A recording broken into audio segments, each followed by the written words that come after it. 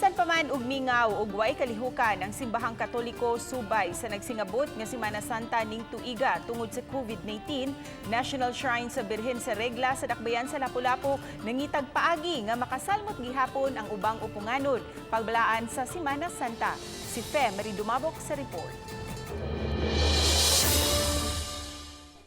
Ning panahon sa Semana Santa, sagad unta magkatapok ang magtutuo sa simbahang Katoliko alang sa dakalain-laing kalihukan. Sud sa dugayng katuigan kining simbahan sa National Shrine sa Birhen sa Regla dinhi sa Dakbayan sa Lapu-Lapu. Ang usa sa dagsaan sa daghang mga dibotog sa mga magtutuo sa simbahang Katoliko panahon sa Semana Santa. Gani karon unta nga Martes Santo usa karon sa panahon nga adunay daghan kaayong mohimog bisita iglesia dinhi sa simbahan sa Birhen sa Regla. Ug ang uban unta taas na unta kini kalinya karon alang unta sa mangumpisal. Apan tungod sa COVID-19 usa kini sa mga simbahan na karon nakasirado. Apan bisan pa man sa nahitabo alang sa uban, mas nakapalig-on pa kini sa ilang pagtuo. Ma'am, dako kay ko pagsalig nga wala na kong gihunghong sa mahal nga Birhen kanunay nga I hope nga mawa na niya itong problema sa kalibutan at ugluwas tang tanan.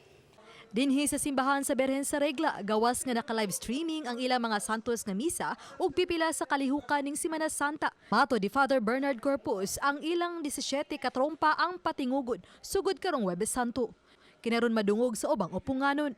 Pascal Triduum sa Huwebes Santo, Biyernes Santo ug sa gabi sa Sabado. Gamiton gyud na kini mga sound system nato sa gawas aron di agayod makadungog gayod ang ang mga nasa palibot sa simbahan. Giyawag usab sa pare kadiha sa tagsa ka panimay, mamahimong sila na mismo muhimo sa naandan nga pipila ka kalihukan sa Semana Santa. Sama na lang ang Last Supper ug huga sa tiil. Tungod sa technology nato karon sa social media, ma-live man gyud na siya, so makabalog sila asa na ang Birhen murag ana ba. So murag mawala ang social distancing. Mawala gyud kay ako ginakita katong last nga suroy niya.